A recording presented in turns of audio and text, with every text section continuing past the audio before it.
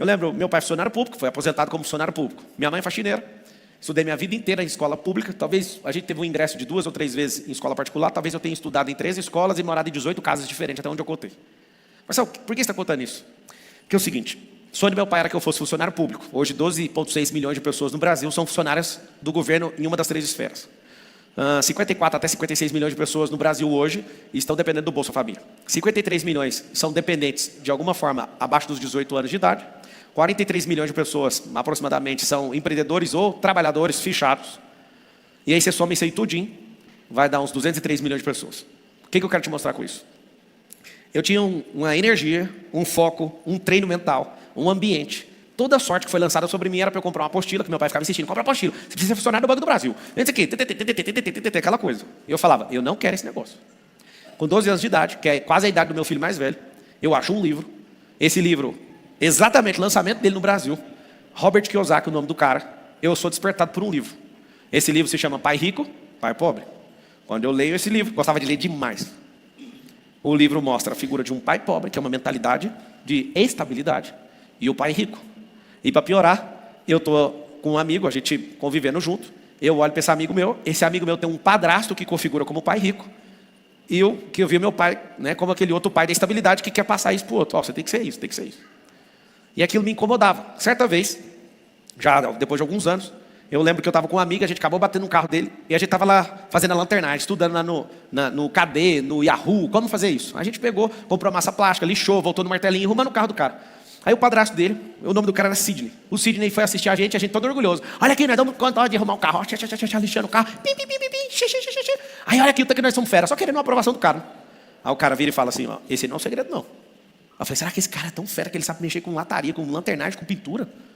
Aí ele falou assim, não tem dádiva nenhuma no que vocês estão fazendo. Vocês têm que aprender a crescer para pagar para pessoas boas fazer isso aí. Porque o que vocês estão fazendo vai ficar ruim. E o que vocês precisam fazer é ficar bom em outras coisas para pagar alguém que é bom nisso aí. Eu fiquei com muita raiva desse homem. Só que eu detectei nele o cara que eu vi no livro. O cara que tem a mentalidade do pai rico. Ali eu estava querendo uma aprovação do cara, e ele também. Ele, ao invés de dar parabéns para nós, destruiu a nossa alma. E a gente olha para aquela história e fica com raiva dele. Só que aí, engraçado, esse amigo meu, hoje ele tem empresas que faturam mais de 100 milhões de reais. Esse é amigo dessa história.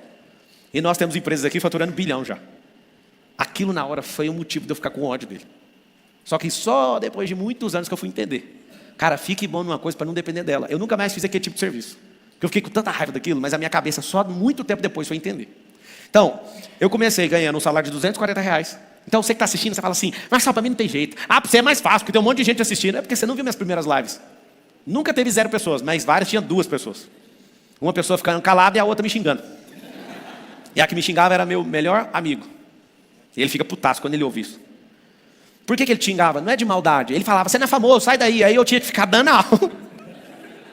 E ele quase me convenceu. Eu olhava, assistia aquilo e eu ficava vendo um comentário só dele e o outro em silêncio. O outro assim, o que está acontecendo? E eu, não, porque isso e aquilo. Aí eu via 2 pessoas e um mexendo o saco. Eu tendo que lidar com aquele amigo e assistir no outro caladinho. Eu falava, eu vou continuar pelo que está calado.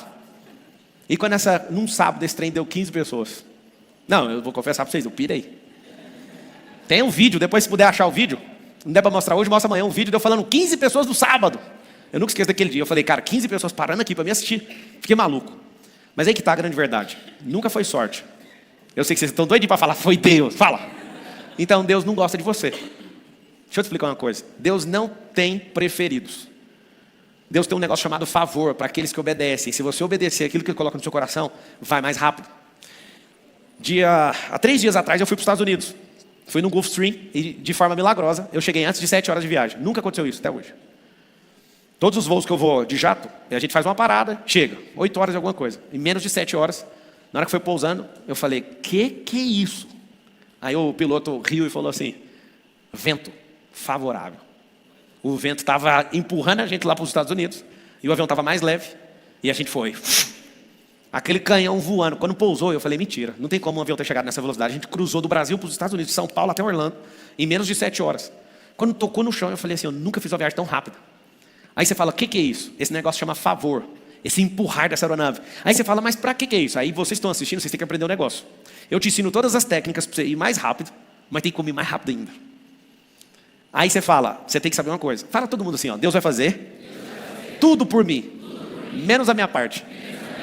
Engraçado. O favor, que foi o vento, só me pegou porque eu estava no ar. O favor esse vento que empurrou para os Estados Unidos, ele não decolou o avião, não. Ele nem pegou eu aqui e levou para o aeroporto também, não.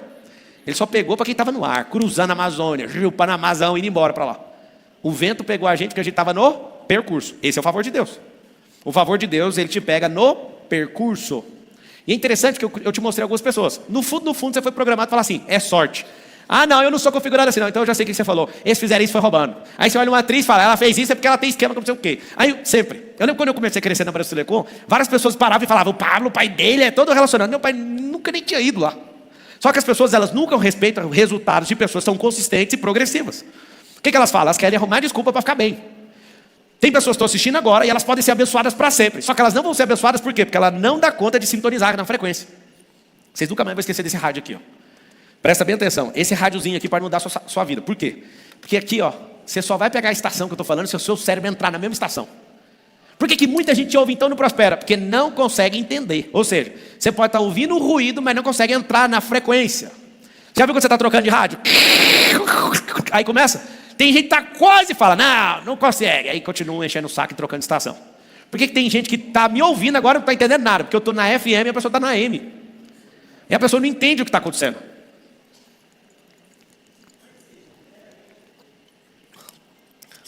Ó, uma pessoa perguntou ali, como assim frequência? Mas como assim? Todas as coisas são frequência na Terra. Tudo. Luz é frequência. Som é frequência. Vento é frequência. Eu amo voar a primeira vez de helicóptero com a pessoa. Vai chegando perto da serra, eu já aviso. O helicóptero vai tremer. Ai, meu Deus. Aí eu falo, você já andou de barco? Já navegou com barco? Já. Não vem uma onda? Aí o barco não faz assim? A onda está aqui também, só que ela é no ar. Então vai bater na serra, vai jogar uma onda para cima e a gente não está vendo. Só que o helicóptero vai dar uma balançada. Engraçado. Se não avisa, a pessoa dá um sustão. Se avisa, a pessoa ela antecipa aquilo, configura aquilo. E na hora que passa, já está avisado. Quando você começa a explicar o que é turbulência para a pessoa, e se bater até num gelo, para quem não sabe, no ar tem gelo. Placa de gelo. Placa. A gente bate com o avião no gelo, o avião está de boa, continua. Aí você fala, cara, mas é tão seguro assim? É muito seguro. Você tem que ver as pancadas que o avião leva. Ele está lá e continua firme. Agora o desespero em não saber faz seu cérebro ficar imaturo. Aí você pensa, cara, o que essas pessoas têm que eu não tenho? Eu posso enumerar para vocês. Essas pessoas descobriram certas coisas na vida e foram profissionalizando essas coisas. E ao profissionalizar essas coisas, alguma coisa foi mudando, porque ela foi amadurecendo, ela foi parando de pensar certas coisas e começou a pensar outras. Ela parou de dar ouvido para certas pessoas e começou a ouvir outras. Elas começaram a fazer perguntas ao invés de ficar afirmando. E aí o que acontece?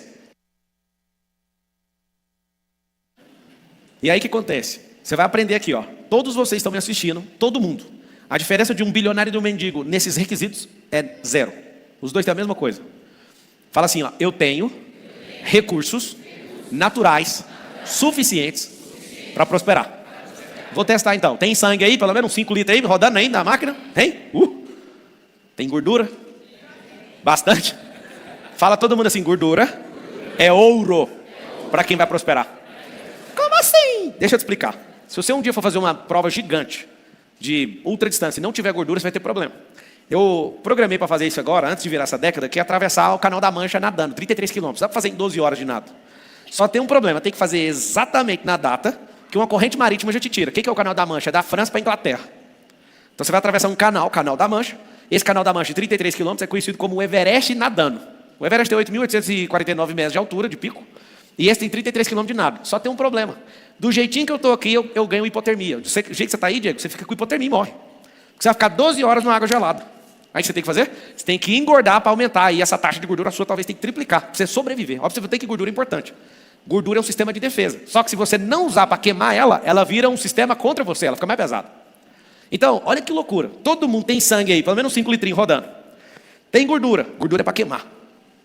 Olha que loucura. Tem situações que se você não tiver gordura, você morre.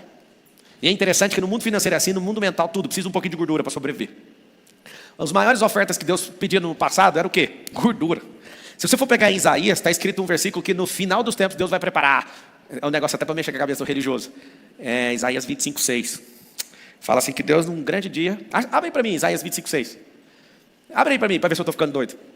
Que Deus vai preparar um dia, onde Ele vai pegar vinhos envelhecidos e finíssimos e vai preparar um banquete para todos os povos com... Dependendo da versão, vai estar com carne gordurosa, mas eu já sei que é wagyu. No Marmorei 12. Por que você está falando isso? Consegue abrir aí para mim? Consegue? Se você entender o motivo que você está aqui na terra, você vai ver que tudo, neste monte o eterno Senhor dos exércitos preparará um farto banquete para todos os povos, uma grande mesa de vinhos envelhecidos, com carnes saborosas, suculentas. Isso é carne gordurosa na versão original. E muitos vinhos finos. Aí eu te pergunto, olha o que é a cabeça de alguém que é religioso. Fabiano, a gente veio da mesma escola e tal.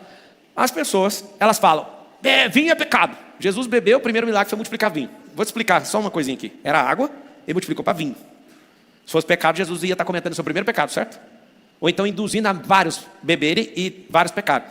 Mas você está falando que não é pecado? Fala você com base em Isaías 25:6, já que você é o bichão.